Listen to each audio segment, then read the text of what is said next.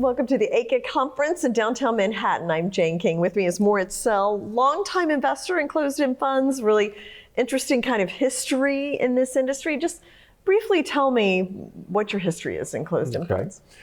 Yeah, in the mid to late 90s, I was working at a bank in Germany, and the discounts of single country European closed-end funds were 25, sometimes even 30%, and didn't understand that anomaly. And I became, during that part of the time, basically the largest investor in single country European funds.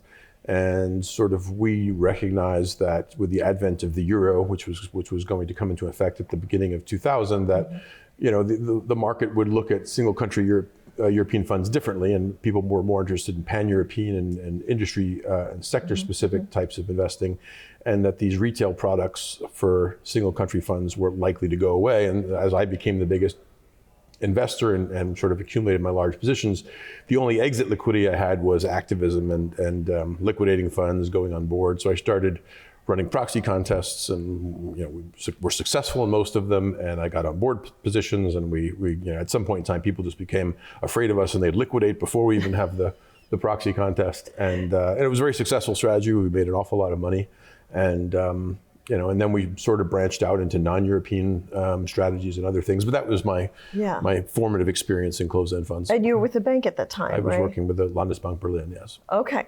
All right, so that brings us here to 2023. So 23 years later. And what are you doing now?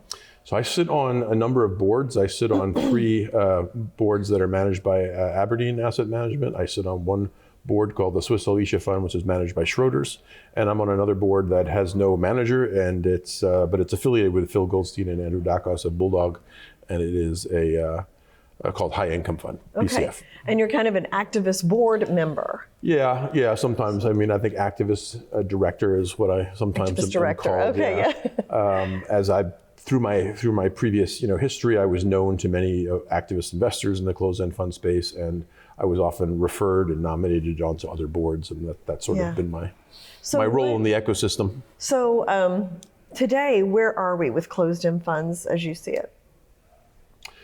Well, closed-end funds have struggled, I think, with ETFs. The ETFs has been the dynamic,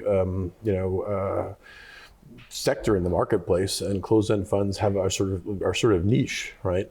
The pool of permanent capital of closed-end funds does provide some advantages, and I'm not sure that was always properly taken advantage of by investment managers. Yeah, that's the thing. Like ETFs are mainly equities, right? And closed-end. Well, no, you have ETFs in all sorts of asset classes, and bonds and commodities and everything. So.